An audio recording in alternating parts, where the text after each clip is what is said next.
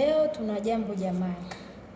Asilimia kubwa ya wanawake wanaambukiza sana wanaume bakteria wabaya sana kutoka ukeni kwao kwenda kwenye uume wa mwanaume. Unajua hii inakujaje?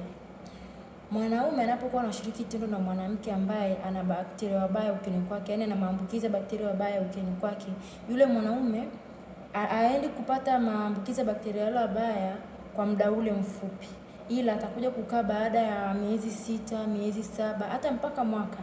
Kwa baadaye anashindwa kukojoa vizuri, yani akikojoa ni mpaka abane tumbo au ajikaze, anakojoa kwa muda mrefu na unakuta mkojo ni kidogo tu.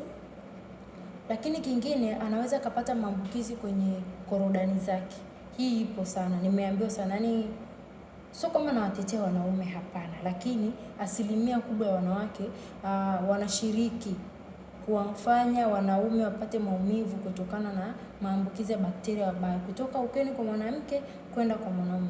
Je, wewe ni mmoja wapo ambao umepitia changamoto hii? Kama ni mmoja wapo, please comment, share, like video hii kwa watu wengi waweze kujifunza zaidi. Lakini kama una comment nyingine, unakaribishwa.